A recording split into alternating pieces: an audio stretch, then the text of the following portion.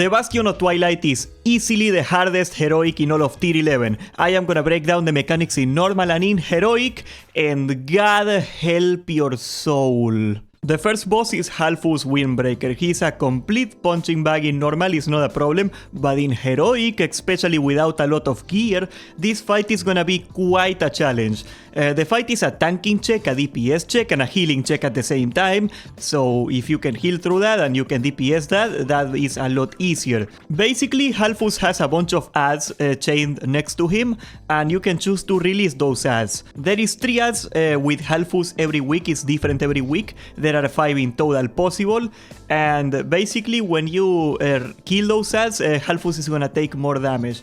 But at the same time, the thing is that those ads, when you start the fight, they give a special buff to Halfus that make him stronger in some way, and the only way to stop that, because most of those buffs are raid ending, is to release the ads, because as soon as you release the ads, they are gonna put a debuff on Halfus that is gonna counteract that mechanic. The problem is then you gotta kill him, but the rest assured, the first thing you gotta do is release the ads. But it is not so simple, because mathematically, killing a third ad is gonna take longer than just killing 2 ads and DPSing Halfus down, because that's 200% bonus damage that you get killing 2 ads. But most of the time you want to release all 3 ads because of the debuff. Super important that you do that, because Halfus is gonna wipe you probably if you don't. This fight is RNG through and through, because some ads are way easier than others. You see, the one that is gonna ruin your life is the Slate Dragon. The Slate Dragon is the hardest out of them all.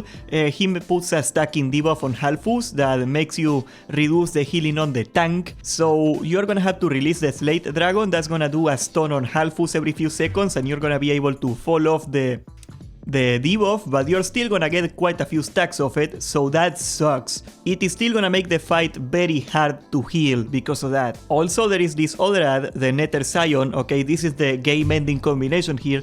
The Nether Scion gives attack speed to Halfus, so Halfus puts the stack, the debuff of the reduced healing on you every time he auto attacks, and this guy gives him attack speed, put debuff every time you hit, and hit 120% faster. Yeah, this thing is pretty much impossible to deal with. If you get those 2 guys, your week is pretty much ruined. The best thing you can hope for is a DK spamming shields, and yes, of course, you want to release 2 ads, and they're gonna nullify the debuff a little bit, but the debuff is still gonna be there. But anyway, the standard way you do it is you start the fight, the main tank picks up Halfus, the off tank goes and picks up all the ads, and like you pop a Bloodlust immediately as soon as the ads are aggressive to you, and you try to AoE them down really quick. First of all, you got the orphaned whelps. They are very squishy, very easy to kill with AoE, so that's a great thing. That means that if you get them your week, that is gonna make that week very easy. These guys make the behemoth, you know, the dragon that is chilling on the back, they make him do unavoidable AoE damage, so if you kill them, it stops, it becomes a lot weaker. So of course you gotta release these guys. You have about 20 seconds to release the whelps before the first AoE, which is easy. So this is not gonna be a problem at all. It's gonna be like a tiny amount of AoE damage to the raid every so often if you release them, and that's pretty much it. The Storm Rider is gonna give Halfus a very nasty AoE that is a knock-up that does a lot of damage. And you gotta release this one as soon as possible, because that's gonna make that knockback a kickable spell. You cannot kick it unless you release him. So if you can kick it, you gotta get like a guy with a range kick. I made a weak aura that puts a sound alarm on you, so you should know when to kick it, because it's super annoying to DPS everything and keep track of this guy. You gotta make a macro to like kick focus. I am also gonna put that one in the weak aura section on the Discord, just in case. Cataclysm UI. So you put the boss on focus, you put Halfus on focus, and you just use a macro to kick the focus target, and that's the way I handle it. Personally, it's the easiest way to like keep DPSing and not losing too much focus on it. If you don't kick it, you wipe the raid, so it sucks. Storm Rider, Nether Scion, and Slate Dragon is an almost impossible combination. It is awful. Worst of all is you have about 40 seconds to kill every single one of those 3. This time, if you get this combination, you gotta kill all of them, and otherwise it's a wipe, so it sucks. Finally, the Time Warden, he makes the behemoth throw fireballs at the raid, which is bad, but if you release the behemoth, the fireballs become slow and you can dodge them. So yeah, you can ignore this mechanic, just do not stand on the fireballs, and that's pretty much it. Remember guys, the ads are gonna weaken the boss as soon as they are released. It doesn't really matter if you kill them or not, so if your tank can handle it, the best way to do it is just kill 2 mobs and ignore the third one, just tank him the whole fight. At 50% HP, Halfus is gonna do phase 2. It is basically the same phase, the same mechanics. The only thing that changes is that he's gonna do 3 quick knockups in succession, and that is honestly not a big deal. It doesn't really matter unless you have the Slate Dragon, because it is possible to get knocked up when you're about to kick his AoE, and that can wipe the raid. I have seen it happen. So all you can do is really top off everybody before it happens. Pray to God that you don't get the bad luck of that happening, because it is not a given thing. It might not even happen, but it can happen. And also, I guess if you got like a mage, you can do like some sort of ice block into kicking or something like that. As a paladin, you can bubble and then rebuke, for example. There are a couple tricks with invulnerabilities you can do for that, or PvP trinkets. Even if you wanna destroy your DPS with changing gear, you can do that too, I guess. But aside from that bad luck problem, this fight is pretty easy. It is just the numbers that are the problem here. You gotta survive 3 ads that do a lot of damage, you gotta kill him in 6 minutes or he enrages, and you gotta kill the ads very fast so you can get the bonus to kill him in 6 minutes, so it's a combination of problems. With gear, it is easy. Without gear, it is super hard. The next boss is gonna be Valiona and Theralion. There are 2 dragons that do dragon stuff, and phase 1 is gonna be Valiona only first. Valiona is gonna put a debuff called Blackout on somebody that stops your healing, so you can dispel it, but when it gets dispelled, it does a lot of AoE damage, so you gotta move the person with the debuff out of the raid, and then you call the dispel out, or better yet, just keep everybody spread out the whole phase.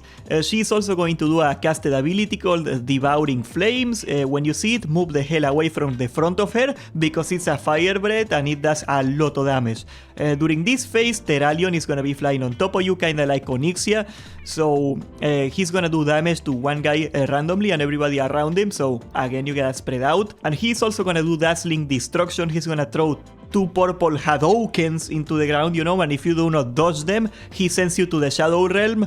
And I am not talking like the Shadow Realm 2-pack is in, we're talking serious business here. Basically, you get thrown in there and you gotta click the portal to get out or you die. I do not have any footage of the Shadow Realm because I am a dodging god, but yeah, just click the portal and get out. After 100 seconds, phase 2 is going to start. Valiona is gonna take off and Theralion is gonna drop down. It's a swap.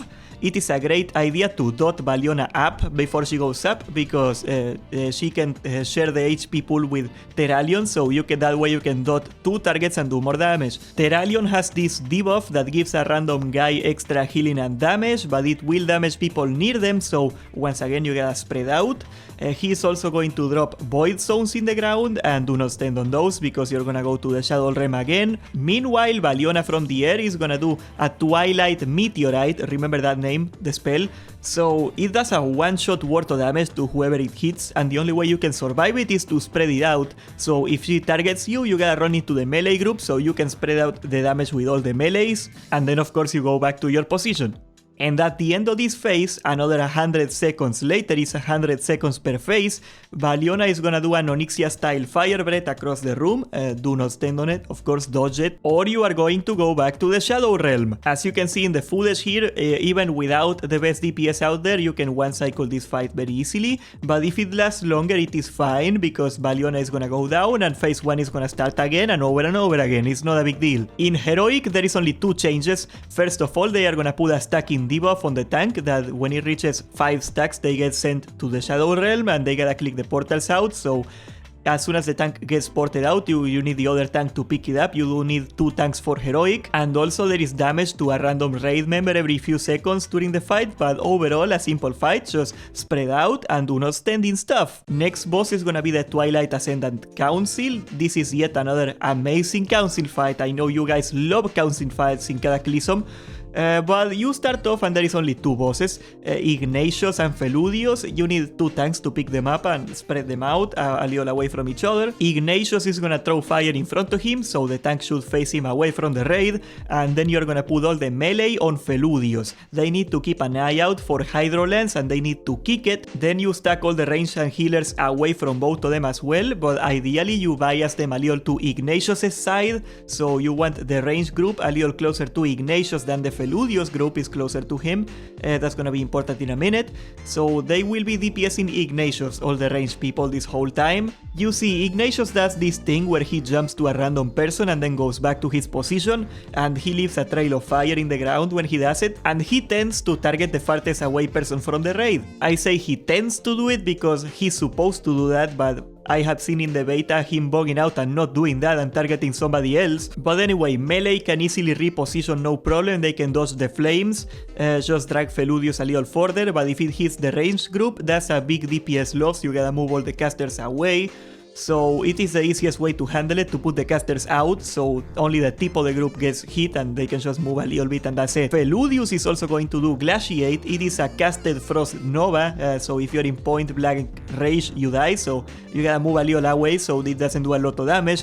At the same time, he's gonna throw water bombs at people, and if you get hit, you get slowed, and you gotta walk into a fire ASAP, because the fire is gonna remove the waterlogged debuff that it gives you, because otherwise, when Feludius does another Glaciate, he's gonna freeze you, and yeah, that's really bad. He will also throw a debuff at a random person. It's called Heart of Ice. If you get that debuff, you gotta run to the caster group, because it buffs people's damage against Ignatius, and then you, as soon as you get to the caster group, you ask for a dispel, and that should do a lot of damage. Ignatius, on the other hand, he has the other counterpart to this. You gotta run to the Feludius group and just ask for a dispel, and all the ranged are gonna do more damage to him. Ignatius is also super annoying because he gets a super thick shield sometimes that makes him immune to kicks, and he's gonna start casting a spell that does pretty much raid wiping damage, so you need to break the shield down with damage very fast before the shield goes off, and you gotta kick it as soon as the shield breaks. In Heroic, there is also 2 debuffs that come to you. One of them is the Static Overload. It does damage to people near you,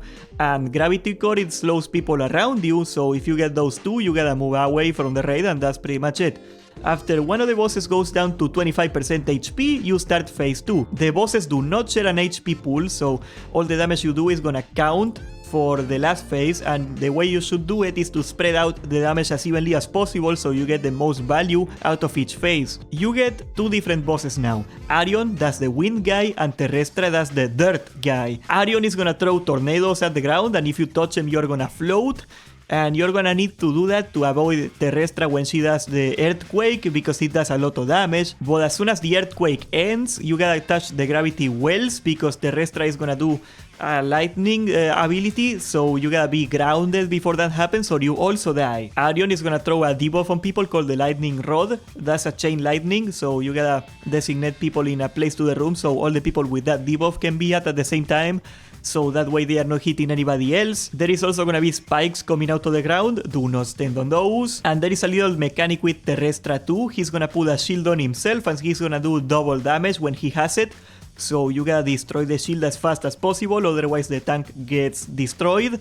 And once again, this phase ends when either of the bosses hit 25% HP, so try to even out the damage as much as possible. Phase 3, all the bosses are gonna do a Power Rangers robot fusion together, and they are gonna turn into Megazord. And if you ever seen the Power Rangers, you know that you have about 30 seconds before the episode ends, and that's very bad for you. Basically, you gotta spread out, and he is gonna do a ton of damage. He's gonna CC random people in the raid, and he's also gonna be throwing fire and ice into the ground. You gotta dodge it. You have very little time to burn him down before he destroys everybody, because it does a lot of damage. You gotta pop your cooldowns in this phase. Do what you gotta do. Pop every single cooldown you got in your disposal, and hope you've been a good Christian, because you are going to hell. Next boss is gonna be the last boss for normal mode, and that is Cho'gall. You are going to have an extra bar that is called Corruption in this fight. It is bugged out in the beta, so I put a Wikora in the Discord that will give you like a backup bar for Corruption in case it doesn't work. There are 2 things you need to do to make the boss trivial: Discipline Priest and Fire Mage. Basically, when you do not dodge stuff, Corruption goes up and you take damage, and that's bad stuff happens. and once you max out the stacks, you are gonna become unhealable, which is very bad, but your damage doubles up, and get this, your spells become instant. So if you have the Fire Mage max out his corruption stacks on purpose, he's gonna do instant Pyroblast, he's gonna do 6 times the DPS he's supposed to do. Of course, it will only go for so long, because if you cannot heal him, he's eventually gonna die to the AoE damage that goes on in the fight. But if you spam shields on him, you can get him to last for long enough that you are essentially gonna double up the DPS before he dies. You have 6 DPSers in a 10-man, and this guy is doing 6 tuple DPS, so yeah, you can do the math for yourself. Then you can just battle res him as soon as he dies, and there you go, you get a bunch of damage for free. Sadly, Cho'gall has a bunch of mechanics on top of that one. He's gonna do AoE damage constantly during the fight, and he's gonna throw fire into the ground. Fire is very bad. He's also gonna spawn ads and spawn blood on the ground. That raises your corruption. That's very bad. You're gonna need to kill the ads, and they are gonna turn into little slimes, and you gotta kill those ASAP. There are also these elemental ads that spawn that make him stronger if you do not kill him, so you also gotta kill those. He will also do this spell called Conversion sometimes. If you do not kick it, he gets more damage and you wipe. Even if there's a single one of those and if you don't kick it, you probably wipe. At 25%, Cho'gall is gonna do phase 2. You need to get him against a wall right before that happens, because he's gonna spawn a bunch of tentacles. And if you spawn him against a wall, they are gonna spawn very stacked, so you can AoE them down super fast. And you have to AoE them down really fast, because they reduce your damage and your healing to random people, and they also give corruption, so they need to be AoE down, because these guys reduce your healing and your damage, and they also give corruption, so you need to kill them very fast or you wipe. You can kick and CC the ads too to stop this. So what you gotta do, the way most people do it, is they kill the first wave of ads, they kill the second wave of ads, and the third one, because you're running out of time, they just pop all the CCs, they just stun them, kick them, ward stomp them, whatever, what have you.